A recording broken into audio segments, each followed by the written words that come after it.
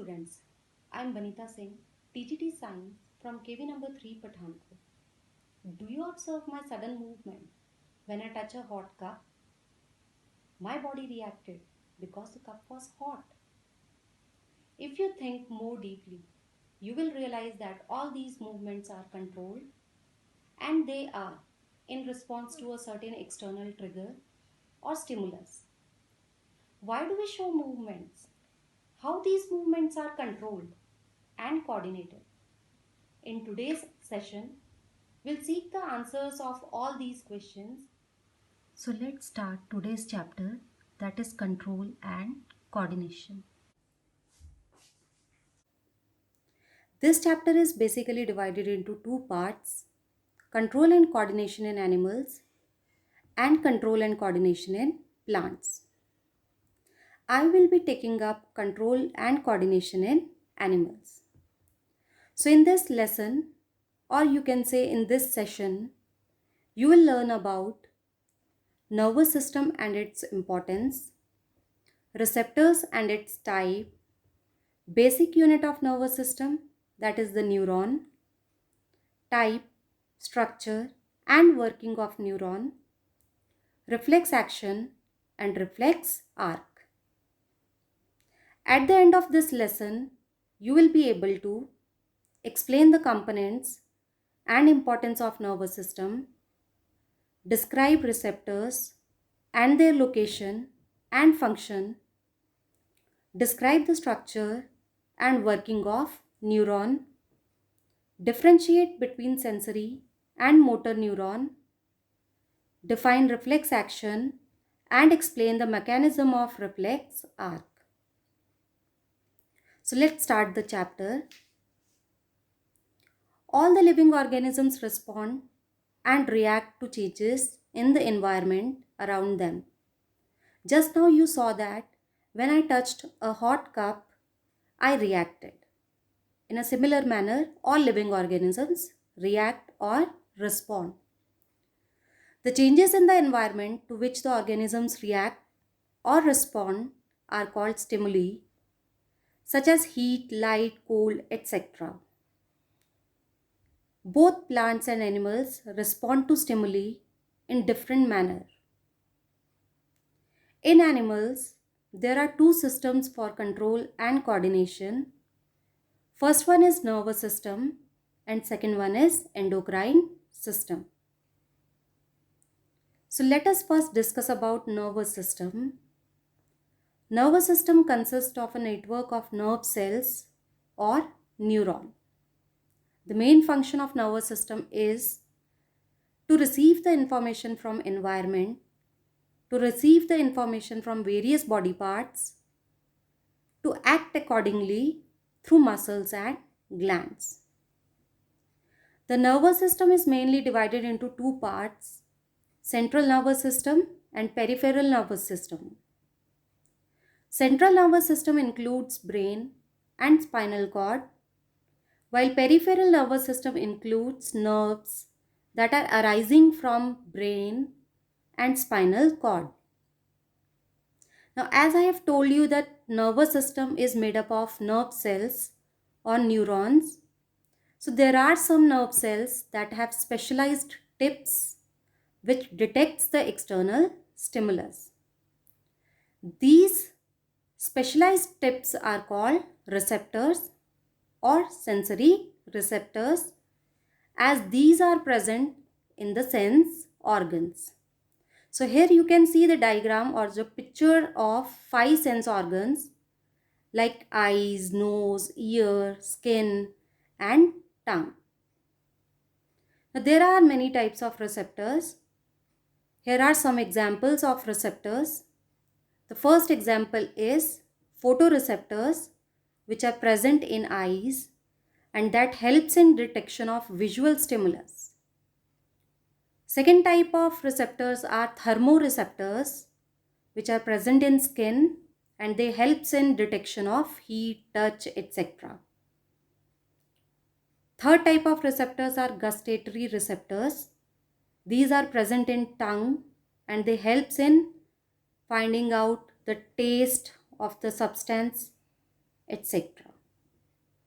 Next type of receptors are olfactory receptors.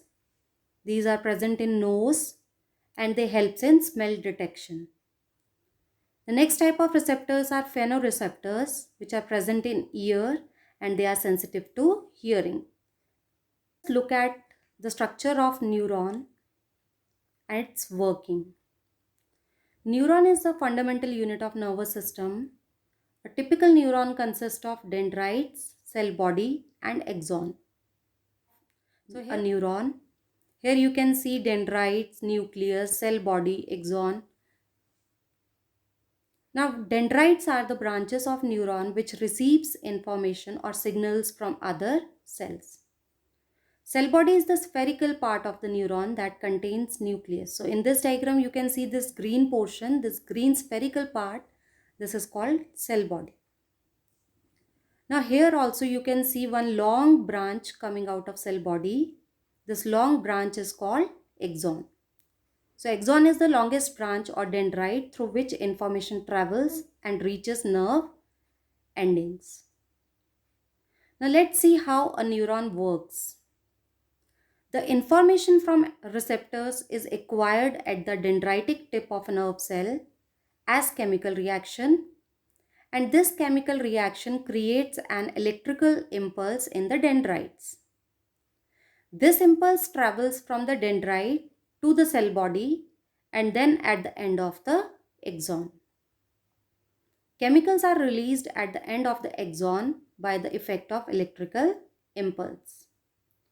These chemicals cross the gap, that is the synapse, and start a similar electrical impulse in the dendrite of the next neuron. So as I have told you that there is a small gap between two neurons. Two neurons are not directly connected with each other. There is a small gap between them and this gap is called synapse. The gap between the nerve ending of one neuron and the dendrites of the next neuron is called synapse. At synapse, the electrical signal is converted into chemical signals for onward transmission. Here you can see an image of a neuromuscular junction. As I have told you earlier that a neuron receives messages from the external environment. It then sends the information to the brain. Brain interprets the data and respond as per the data received. Brain then sends the messages to the effector organ to show the response for the particular stimulus. In most of the cases, the effector organ is a muscle. So here is one such diagram of a neuromuscular junction where one neuron connects with a muscle. React. Types of neurons. So on the basis of their function, there are three types of neurons: sensory neuron, relay neuron, and motor neuron. Sensory neuron carry information from the sensory organs to the brain. The second type of neuron is relay neuron. It is present in brain or in spinal cord and it mainly connects the sensory neuron with the motor neuron. So they are present between sensory input and motor output. They allow sensory and motor neuron to communicate. The third type of neuron is motor neuron. A motor neuron carry information from the brain to the effector organ, and effector organ in case of human being is a muscle or a gland. So here you can see the three different types of neurons. The first one is sensory neuron, second one is relay neuron, and third one is motor neuron. Next is reflex action.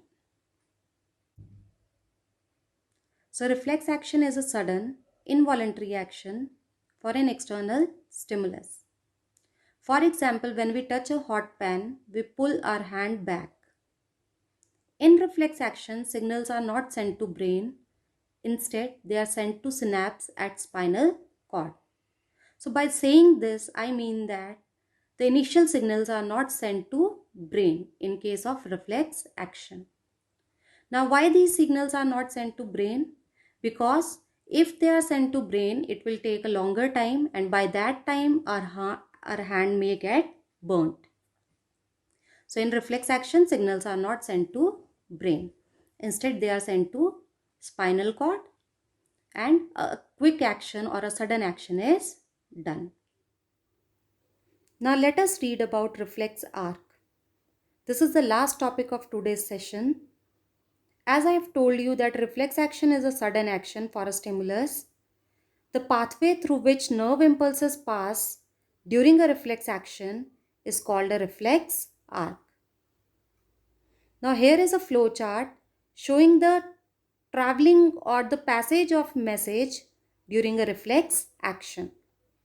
So here you can see that if we put our hand accidentally over a hot flame, or if we touch a hot object accidentally, the sensory neuron takes that message to the spinal cord.